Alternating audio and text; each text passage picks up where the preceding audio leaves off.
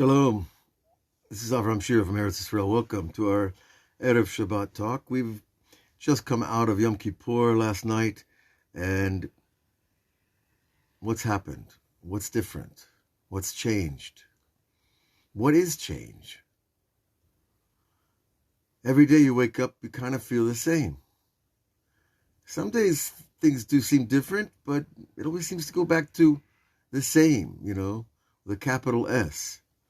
Whatever the same means. And, let's face it, if everything's the same all the time, life gets a little boring, and boredom, the rabbis tell us in the Talmud that boredom leads to very bad things. So what has changed? We're going to try to attempt to answer that question through the window of Yom Kippur and Shabbat. Now, the first thought that came to mind was many years ago, in Los Angeles, Rabbi Shlomo Schwartz, Alav Shalom, is a great guy, a wonderful teacher, and really a pioneer in bringing people closer to Hashem. He said, Shabbos Kodshenu. Shabbos Kodshenu. Shabbos our holiness.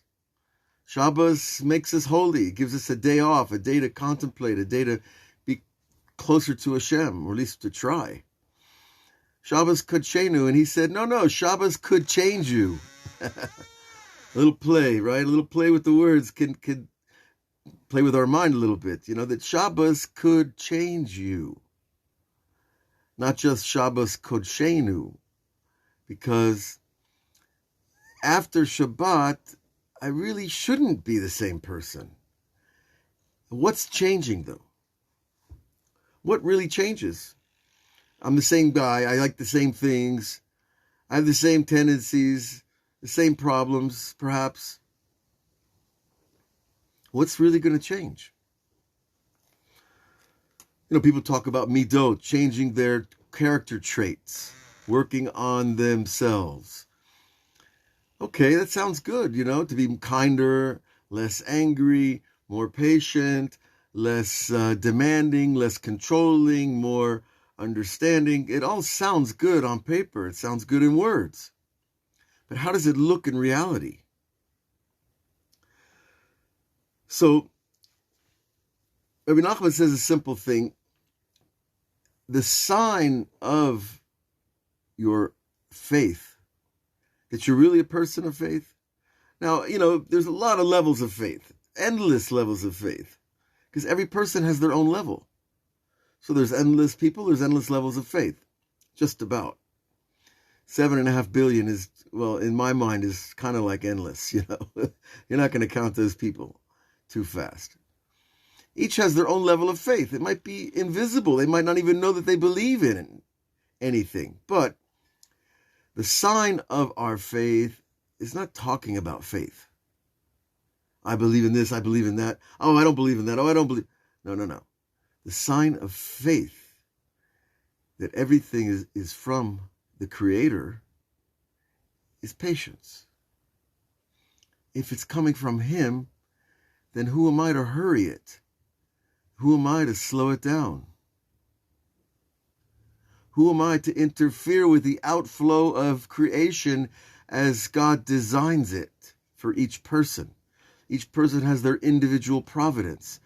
You want to call it destiny with a big D? That's fine. But it's still personal providence unfolds from the Creator outward, if we imagine Him to be at the center of everything. So if I'm patient, that's a sign that I believe that somebody else is running the show. And I've surrendered to that idea, that I don't have to run the show. And I don't have to hurry anything. Which is a big relief for controlling type people, if you know what I mean. Now, a lot of times we develop qualities of needing control because we grew up in chaos.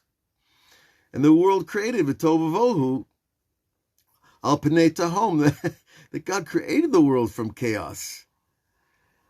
And so it's natural that we would want to change and transform chaos. How we do it depends on if we're forcing the situation. As it says, Kol hadochek et hasha'ah dohako. Anybody who pushes the hour pushes him. So we don't want to push time. We don't want to push people. We don't want to push places. We don't want to push our car either. Hopefully it's going to stop on its, it start on its own. But this is the real litmus test of my faith is my patience. And I'm not always patient between you and me, but at least I can catch it sometimes when I'm not, That's also a big help. So Shabbos could change you. Shabbos could chenu. On Shabbos, what's there to push? I can't do anything except read and sing and dance and talk to my kids and my friends and open up books of Torah and eat meals and make l'chaim. What am I pushing here? Go into a bar. You ever see people who are impatient? Well, only when they want their drink, right? Then they're relaxed. I don't know if that's a patience problem or that's a drinking problem, but the point is still that on Shabbos, we automatically are given the permission. We need permission to slow down, permission to let up, permission to stop forcing and pushing reality. Because that's what faith is, and I don't need, and when you discover that on the inside, wow, you feel good. When you discover that I don't need to control or push anything or anybody, you can breathe easier, much easier. Your heart is relaxed, your lungs kind of open, and your body falls into place, and you just be. And that's the greatest thing of all. It's just to be, because we are in a world of a fantastic, unbelievable creator, and we just want to be next to him, close to him, or her, or it. Pick your pronoun, doesn't bother me. Okay, so we've just come out of Kippur, this Day of Atonement, and we say, open the books of life and write us in, and we start a new book with Hashem. We bought a new one of these calendar books, and we start filling in the days with what we have to do. It's an open book. It's a clear book. So what do I do now? The Kippur is over. Well, we go right into Shabbat. And in Shabbat, I can go and rest and reflect on the gift of Yom Kippur, the gift of being forgiven, and the gift, of course, of being able to forgive. Because the person who has to forgive is on a higher level than the person who is forgiven. The act of forgiving is a divine quality. And so when a human being forgives somebody else, they're being divine. That's called being close to Hashem. Now, it's interesting because the Torah itself calls Yom Kippur Shabbat Shabbaton. Why the double language? Shabbat Shabbaton. Usually Shabbaton in Hebrew means it's a weekend with your friends at some place where they do a seminar of some kind. Very nice. Shabbaton, though, implies it's really like the Shabbat of Shabbat. And how do we see this? Well, we have three levels of operation, of functional existence. We have the weekdays, which we call the Yemei Chol, the days of the material world. And on those days, we're dealing with the material most of the time, most people. Okay? Then we have Shabbat, where we put the material aside, and we have just enough material to maintain Shabbat. Food and drink and clothes, and, we go to the mikveh, a few very basic physical things that we need to deal with on Shabbat. So we've made a big push from the weekday, Chol, to Shabbat, which is mostly spiritual activities, learning, reading, teaching, listening, sharing, sitting at the table, just telling your kids, wow, you guys are great. I'm so happy that you were my kids. These are spiritual things. Okay, but there's still a little bit of material mixed in because you have to heat up the food and you have to, make some more Kool-Aid, whatever Kool-Aid you're drinking. Now, Shabbat Shabbaton, Yom Kippur, is where we leave all the material behind. There's no drinking, there's no eating, there's no showering, there's no mikvah, there's nothing physical to speak of except, put on your talis, take your machzor, and by the way, when I first started pulling on a talis, I was so grateful to put on a talis because it made a private space. And Rabbi Nachman calls your talis your Oel Moed.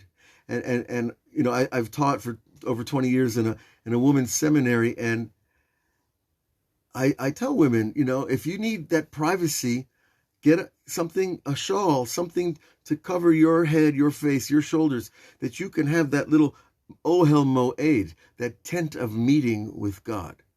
And that's all we do on Kippur. We meet with God. We talk, and we pray, and talk to Him all day long. There's not much else to do. Okay, we sleep probably more than usual because it is rather a lot of davening, a lot of hours in the synagogue for those who can take it. But, the main thing is our sincerity. The main thing is to break our heart open for Hashem. One tear, one kreks, as it's called in Yiddish, right? One oi, because the oi is actually, Rabbi Nachman defines for us the oi. When you say oi is actually the vacuum of the heart feeling its own pain. And that means I'm pulling, what does a vacuum do? It pulls God closer to you, that oi. It fills the vacuum. So when you say oi, you hear someone say oi, really it's their heart calling out. It's their heart pulling in some of the kedusha that we know we're missing from a higher level. Okay, so we've moved from the weekday to Shabbat Shabbaton, and we've basically gone through a transformation process. Now that serves us as a nice little pattern, a little paradigm for what is change. Because what is change is we're not, Avraham's going to be some different person. I'm just dropping my materialistic base and taking on a more spiritual base. So it's not out there, it's not about taking a chisel to my personality. It's really about just dropping the physical things, dropping the attachment to the physical. Yes, I like a cup of coffee in the morning. Yes, I like, the challah on Shabbat. How attached am I? How attached am I to my car or to a new suit or, all these things that the world is full of stuff. But it's the attachment that takes my mind off of the goal, takes the mind off of the real attachment to Hashem. So the transformation, the change is changing my attachments. What I am attached to. It's positive, it's proactive mental process. Now, in Likutei Moharan, Rabbi Nachman also says, that's correct, Elisheva, what you're saying. It is in Likutei Moharan about the kretsk, the oi, being this the soul recognizing what it's missing, and then that automatically pulls it closer to us.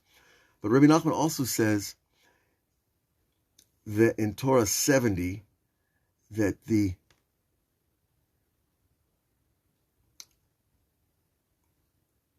change in our mind is how we understand how our mind works. In other words, don't sit there and tinker with your mind. You'll never get anywhere. It's an impossible, the greatest brain surgeons can't change your mind. But what I do is I listen to my mind. Instead of trying to change me, I just listen. And that starts the miraculous process of change. In other words, the mind, he says in that Torah, never stops. Even when you sleep, when you die, God, after 120, I'm hoping we get some stem cell activity going and we'll live to be 180 like Yitzhak Avinu. But the point is, the mind never stops because that is consciousness, is self. And that consciousness spark is part of the eternal. And therefore, since our consciousness is a piece of his eternal consciousness, then we're part of the eternal. So it makes sense that our mind doesn't turn off. And we shouldn't try to turn. Now, meditation is a process of slowing the mind. And if you can slow the mind until you're at utter peace, like we try to do every Thursday night on the Lighthouse Tour Project, we have a live meditation. Check it out. It's, I believe, 6 p.m. Eastern Time. Check it out. There's some amazing meditations over there.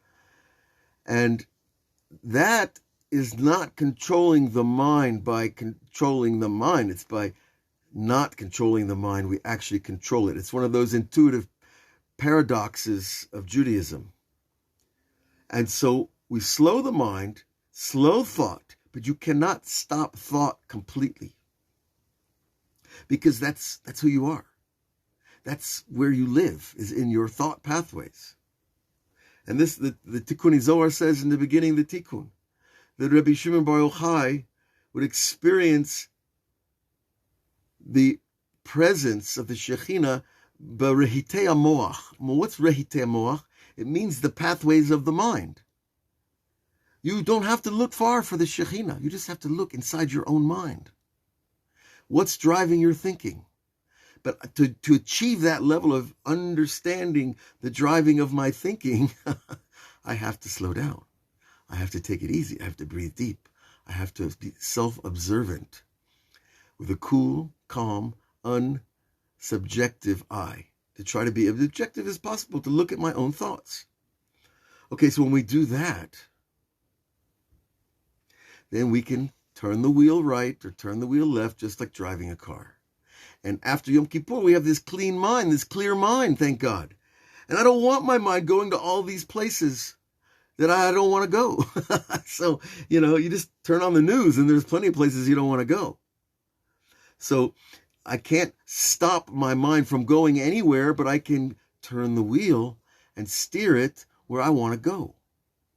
See, so control is not about domination of our thoughts and our feelings, but rather it's simply observing and guiding the vehicle of our thoughts, which is consciousness itself.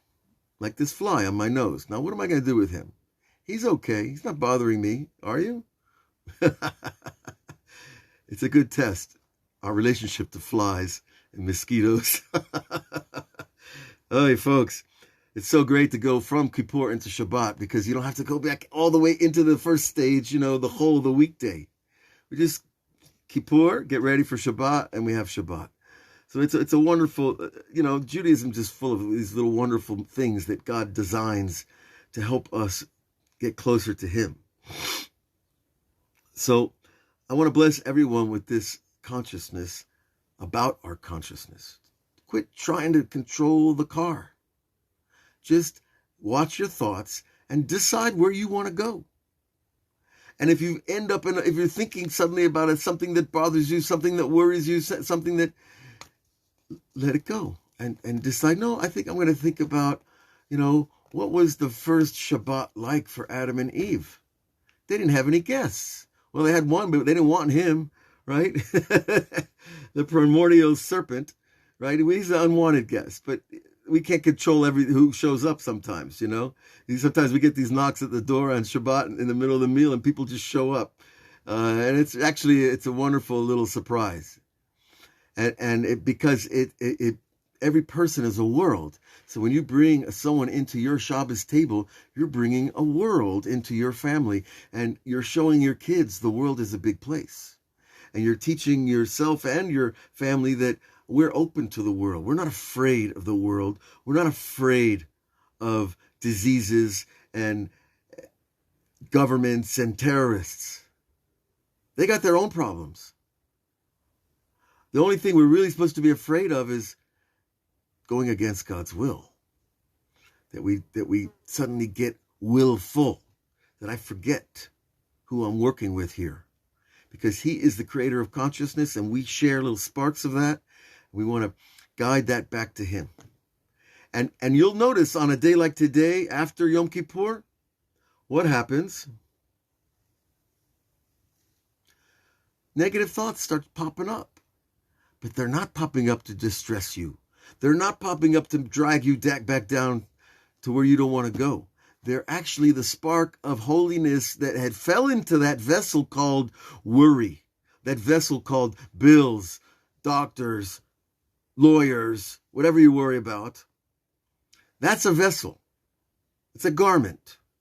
The spark of consciousness is pure without a garment. Okay? So what we do is we just look at the thought and say, oh, there's that again. Oh, I know what you're about. Shalom Aleichem. See you later. Steer the car back on the track, back to the middle of the highway. The highway to holiness is where we're going. And you know what? We're going to end up there one way or the other. Whether we can take this the long way or the short way. So our friend Reb Michael Avraham Alevi, he's just shown up, rejoice. He's a master of joy. And we all love him and love all of you. And God bless. You should have a wonderful Shabbat. And really, it's a continuation of Kippur into further celebration of the Torah, of being Jewish, of being in Eretz Israel, and of being alive. God bless. Shabbat Shalom. We'll see you next week on all the platforms. And we shall hear only good news. Amen.